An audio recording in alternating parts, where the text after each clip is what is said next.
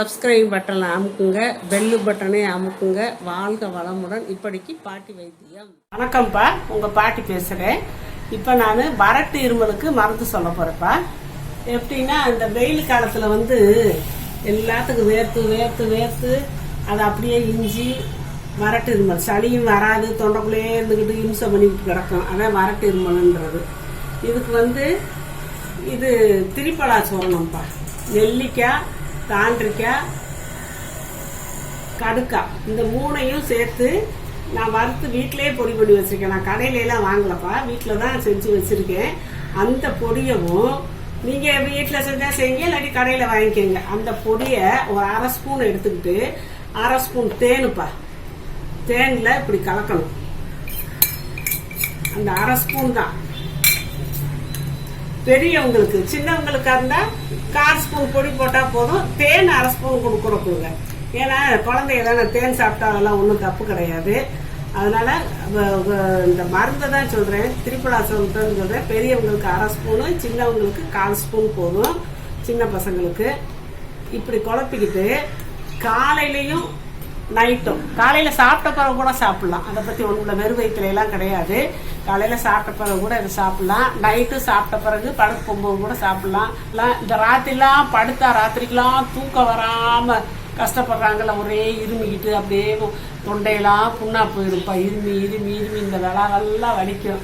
அதுக்கு இது நல்லது. இந்த ராத்திரியில் அப்படி இரும விடாமல் இரும வரவங்களுக்கு கொஞ்சம் சித்திரத்தை பொடி இருந்தால் கூட இதில் கலந்துக்கலாம்ப்பா.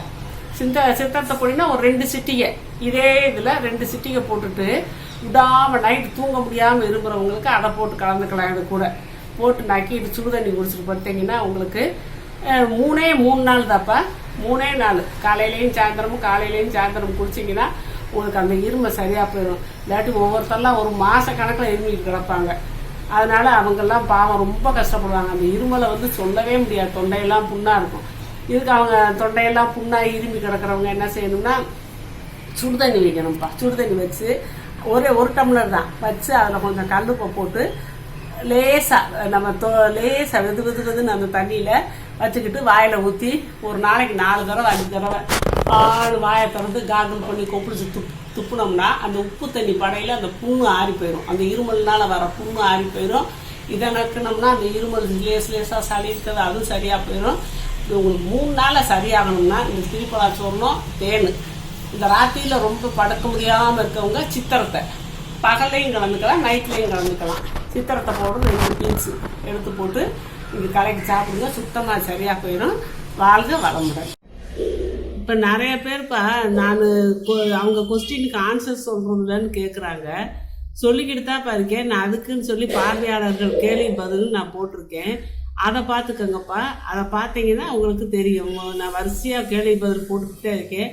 அதில் போட்டு பார்த்தீங்கன்னா நீங்கள் கேட்ட கேள்விக்கெல்லாம் நான் பதில் சொல்லிடுறேன்ப்பா. அதை கட்டாயம் நீங்கள் பார்த்து தெரிஞ்சுக்கோங்க. சப்ஸ்கிரைப் பட்டனை அமுக்குங்க, பெல்லு பட்டனை அமுக்குங்க. வாழ்க வளமுடன். இப்படிக்கு பாட்டி வைத்தியம்.